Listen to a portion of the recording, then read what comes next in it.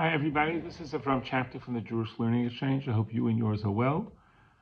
This week's Torah portion is Parshat Vayeshev, and in it we have the story of Yosef, which teaches us some very important life lessons.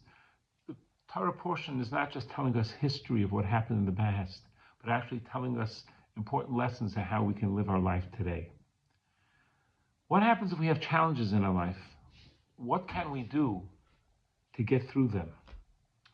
Well, Yosef had a very challenging life. He was in the best possible position, the favorite son of Yaakov, beautiful coat, and a special relationship with his father, his father loved all of his children, but a special one with Yosef.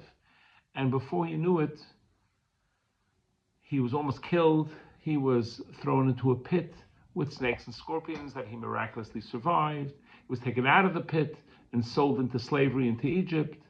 And there, after being a slave, was accused of attacking the Potiphar, the owner's wife, was thrown into jail, and things went from bad to worse for him. And even in the end of the portion, when he helps the head waiter, Pharaoh's head waiter forgets all about him.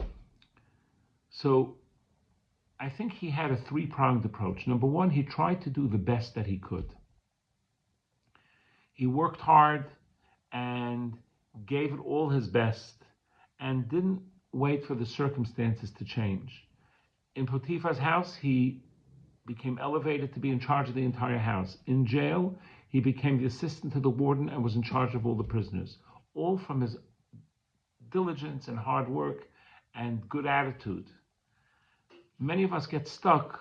We want a different job, we need more money, we want a different apartment, we want a spouse, we want children, we want the circumstances of our life to change, and then we'll give it our best.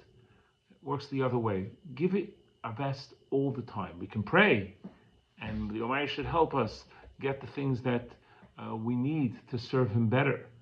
But live with the circumstances of our life like Yosef, and make the best of it as is. Second point is his morality. In spite of being tempted and tested, he kept his moral standards high, and he kept his connection to God. He always talked about God. He said, God willing, and thank God. And it's not him who's doing it. It's not his successes are not tied to his own ability. It's tied to God's. And never forgetting that divine connection and that God was with him, even in the most difficult of times. And the third point would be that he never forgot about anyone else. He could have rolled up and said, woe is to me. But when he saw that the head waiter, Pharaoh's head waiter and head baker were having a hard time and were upset, and he didn't know why, he didn't say, you guys, you're upset. Listen to my life story, and then you'll know what upset is. But he went over to them and says, how can I help you? What's wrong? And they told him that they had these dreams, they didn't understand. And he said, well, God has many ways of interpreting it, and he helped them and gave them clarity about their dreams. So these three approaches are very important for us for life. To realize, number one, that the circumstances of our life are usually not in our control.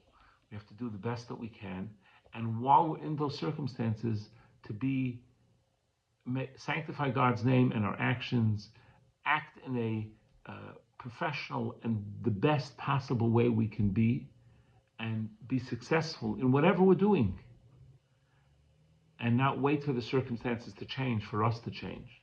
And number two, to feel and keep the connection to the Almighty. And thirdly, not only to think about ourselves, but to think about others. And these three things can really be helpful to us, because when a person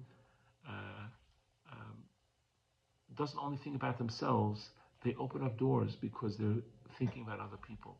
Beautiful story about a rabbi who got hit by a car and was lying in the street, and then a young man came over to help him. And, are you okay? He says, well, I'm okay. Are you Jewish? The rabbi asked him. He said, yes. says, well, you should go to Israel to learn about the Torah. And here the young man was so inspired. Here's a secular Jewish boy, and he's trying to do a very nice thing to help this rabbi who was just hit by a car. And all the rabbi could think about was the other person, and think about, what could I do to help this Jewish man grow in his Judaism? So may the Almighty help that we go through life's circumstances with strength and with faith and with holding on to our morals and with doing the right thing for ourselves and looking to help others.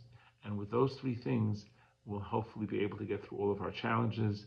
And may the Almighty help the Jewish people with all of the challenges we face now. May the hostages come home. May those that are injured and wounded and sick be healed.